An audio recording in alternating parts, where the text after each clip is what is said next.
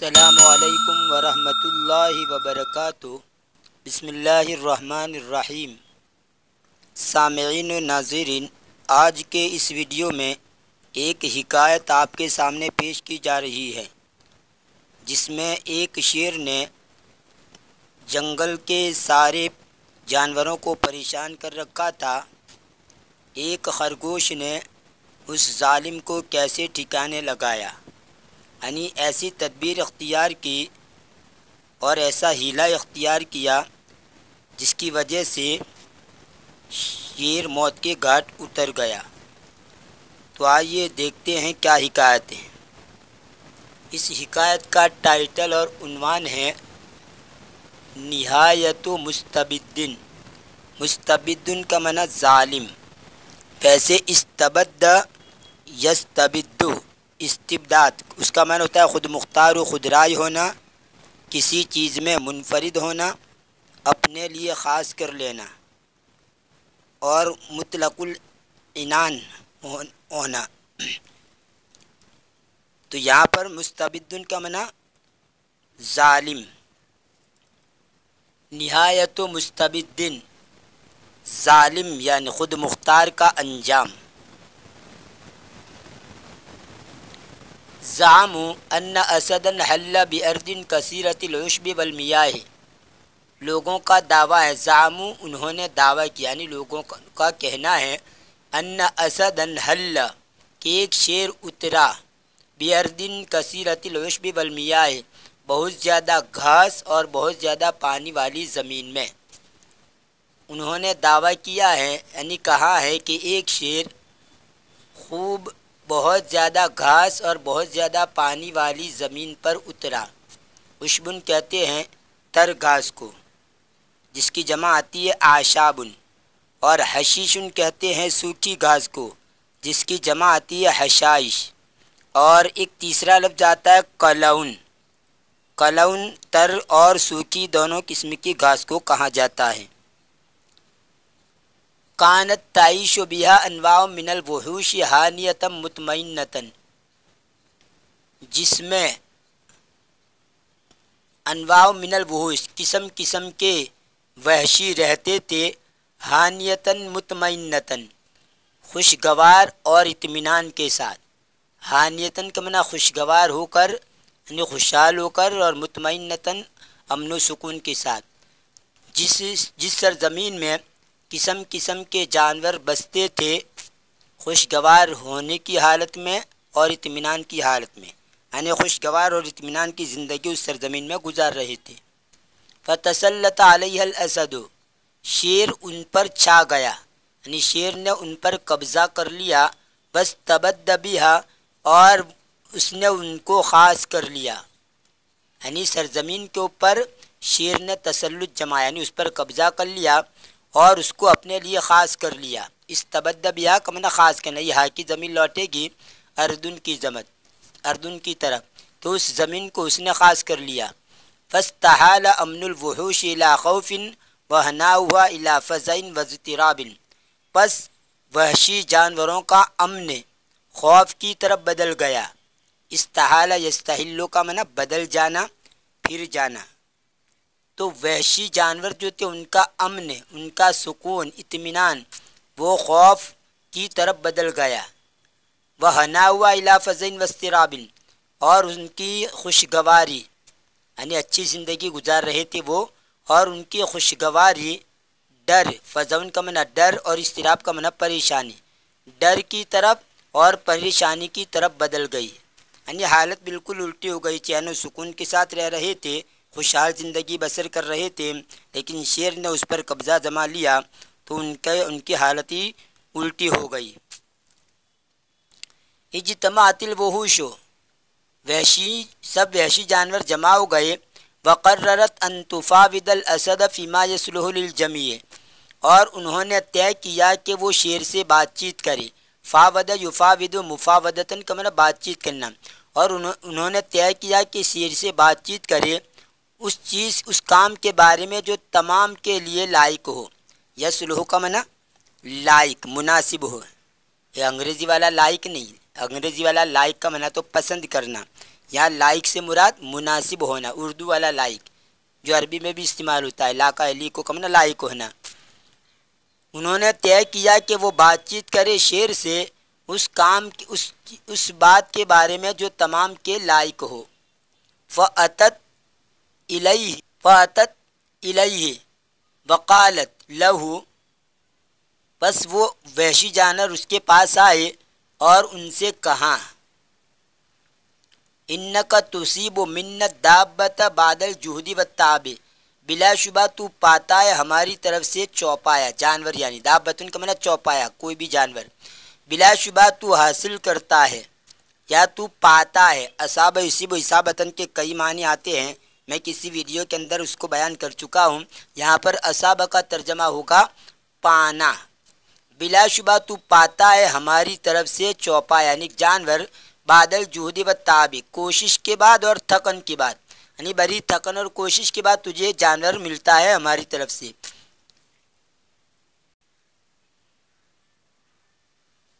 وقد رأینا لک رأیا فیہ صلاح لک وامن لنا، اور تحقیق کہ ہم نے تیرے لیے ایک رائے رکھی ہے۔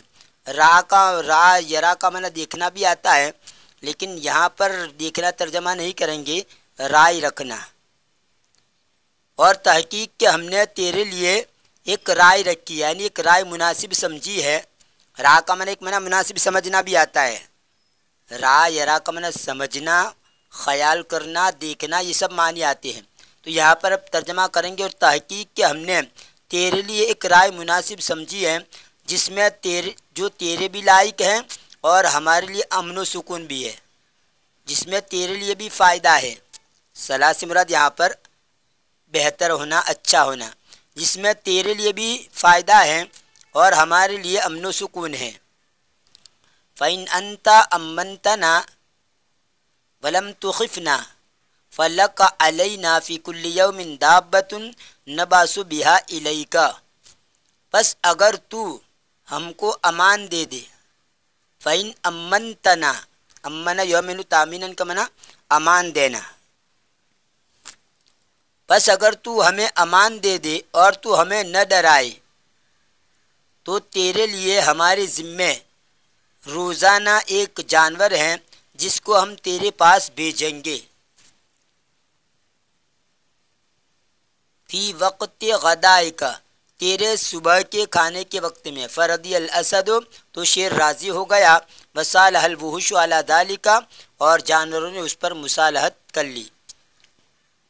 وفت الوحوش بالعہد للاسد الی ان اصابت القرۃ ارنبا، وحشی جانوروں نے وعدے کو پورا کیا۔ وفا یوفی توفیتن، اس کا معنی ہوتا ہے پورا کرنا، اوفا یوفی کا معنی بھی پورا کرنا اور وفا یوفی کا معنی بھی پورا کرنا، بابی افعال اور بابی تفعیل دونوں سے آتا ہے۔ قرآن کریم کے اندر یا ایھا الذین آمنوا اوفوا بالعقود، ایمان والو اللہ سے جو وعدے کیے ہیں اس کو پورا کرو، آمنوا اوفوا بالعقود، تم وعدوں کو پورا کرو۔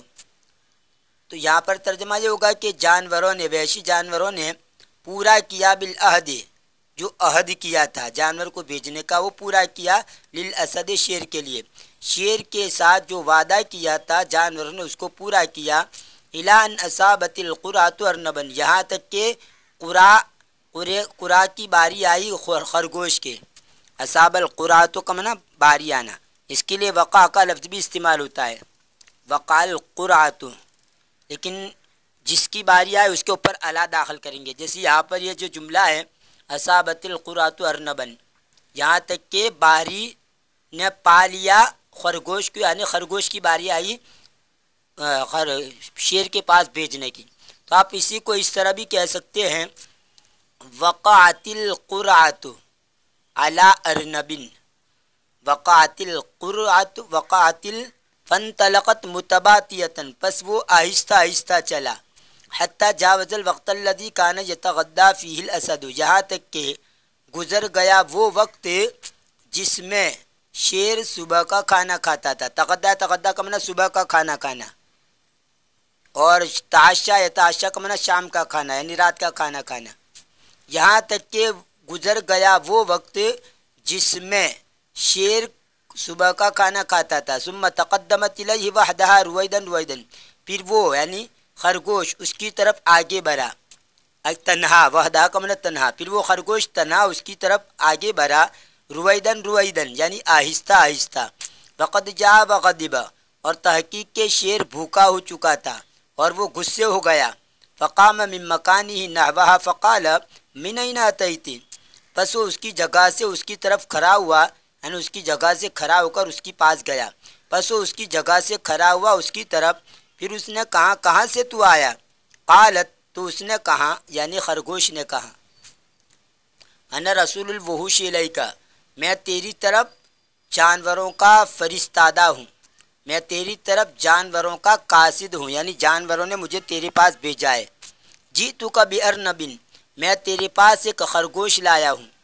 فاعترضنی اسد فی الطریق، پس ایک شیر راستے میں میرے آرے آ گیا. اعترض یعترض، اعتراضاً کا معنی آرے آ جانا، رکاوٹ بن جانا. ویسے اعتراض کا معنی اعتراض کرنا، کوئی آدمی کوئی غلط کام کرے یا کوئی بات ایسی کرے تو اس کے اوپر اعتراض کیا جاتا ہے، نہیں اشکال کیا جاتا ہے، تو وہ بھی معنی ہوتا ہے. لیکن یہاں اعتراض کا معنی آرے آنا، بیچ میں آ جانا. بس ایک شیر آرے آ گیا راستے میں. فقلت لہو، تو میں نے اس کو کہا ان ھذا غداء الملک، بلا شبہ یہ بادشاہ کی غذا ہے. ارسلت بالوحوش الیہ، وحشی جانوروں نے اس کو بھیجا ہے اس کی طرف. فقال، تو اس نے کہا انا اولا بہذی الارض وما فیہا من غذاء، میں اس سرزمین اور وہ چیز جو اس میں ہے یعنی غذا، میں اولا ہوں، بہتر ہوں اس سرزمین کے لیے، یعنی یہ سرزمین میری ہے یوں کہنا چاہتا ہے. میں زیادہ اولا ہوں اس زمین کا اور وہ چیز جو اس میں ہے یعنی غذا، یعنی یہ سرزمین اور اس میں جو کچھ بھی ہے اس کا میں زیادہ حقدار ہوں. تو اولا سے مراد یہاں پر میں زیادہ حقدار ہوں اس زمین کا اور وہ غذا جو اس میں ہے. واخذہ منی غصبا، اور اس نے اس کو مجھ سے لوٹ کر لے لیا، چھین کر لے لیا. غصباً یعنی لوٹ کر، زبردستی چھین کر اس نے مجھ سے اس کو لے لیا. فاقبلت مسریعۃ لاخبرک، پس میں آیا جلدی جلدی تاکہ تجھے خبر دوں.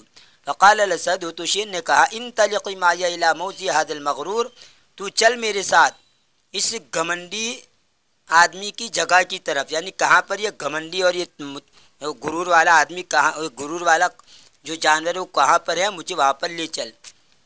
تو چل میرے ساتھ اس مغرور یعنی گھمنڈی کی جگہ کی طرف. فاخذته الارنب الى جب فیہ ماء غامر صاف، خرگوش اس کو لے گیا ایک کنویں کی طرف. جبن کہتے ہیں اندھیرا اور گہرا کنواں ہو، اس کو جبن کہتے ہیں. ویسے بئر کا معنی بھی کنواں اور جبن کا معنی بھی کنواں، یعنی بہت ہی گہرا ہو اور اندھیرا سا کنواں ہو، اس کو جبن کہا جاتا ہے. جیسے یوسف علیہ السلام کا جو واقعہ ہے اس واقعے کے اندر یہ جملہ آتا ہے وَالْقَوْهُ فِي غَيَابَةِ الْجُبِّ، یوسف علیہ السلام کو ان کے بھائیوں نے جو کنویں کے اندر ڈالا تھا تو وہاں پر قرآن کریم کے اندر یہی لفظ استعمال ہوا ہے جبن. فَأَخَذَتْهُ الْأَرْنَبُ إِلَى جُبٍّ فِيهِ مَاءٌ غَامِرٌ صَافٍ، خرگوش اس کو لے گیا ایک کنویں کے پاس جس میں صاف شفاف اور بہت زیادہ پانی تھا. غامرن کا معنی کثیرن اور صافن کا معنی صاف. یاد رہے یہ صافن مجرور نہیں ہے، یہ مرفوعی ہے. اصل میں یہ صافیون تھا اور پھر جو صرف کا جو قاعدہ ہے اس کو سامنے رکھتے ہوئے صافن بنا دیا. ہاں، اس لیے اس کو دو زیر سمجھ کر اس کو مجرور مت سمجھ لینا، یہ مرفوعی ہے. جس میں صاف کثیر پانی تھا، زیادہ پانی تھا. فنظرت الیہ، تو خرگوش نے اس کی طرف دیکھا. وقالت، اور کہا ہن الاسد الغاصب، یہاں غصب کرنے والا شیر ہے، یہ جو چھیننے والا اور غصب کرنے والا شیر یہاں ہے. فتطلع الاسد، تو شیر جھانکا. تطلع یتطلع کا معنی جھانکنا، تو شیر جھانکا یعنی اس کنویں کے اندر اس نے جھانکا. فرآ ظلہ وظل الارنب فی الماء، تو اس نے اس کا سایہ دیکھا اور خرگوش کا سایہ دیکھا پانی کے اندر، اس کا اور خرگوش کا سایہ پانی میں دیکھا. فلم یشک فی قولہا، تو شیر نے خرگوش کی بات میں شک نہیں کیا، یعنی اسے یقین ہو گیا کہ خرگوش برابر کہہ رہا ہے۔ ثم وثب علیہ لیقاتلہ فغرق فی الجب، پس وہ اس کے اوپر کودا تاکہ اس کو مار ڈالے، اس نے اس پر چھلانگ لگائی یا اس پر کودا تاکہ اس کو مار ڈالے۔ فغرق فی الجب، پس وہ کنویں کے اندر ڈوب گیا۔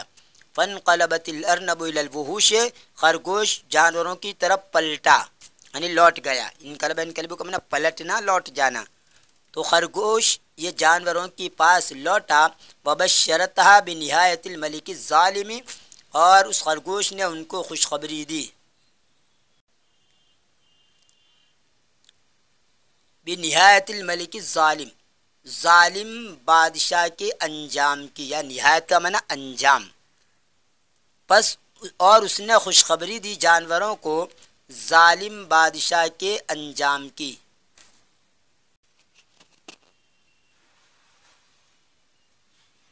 یہاں آپ کے فائدے کے لیے میں کچھ اشعار آپ کے سامنے پیش کر رہا ہوں، جو شیر نے جو پرچھایا دیکھا اور اس پرچھائے کو دیکھ کر اس پر حملہ کیا، اسی کی مناسبت سے میں کچھ اشعار کتے اور اس کی پرچھائی کے بارے میں پیش کر رہا ہوں۔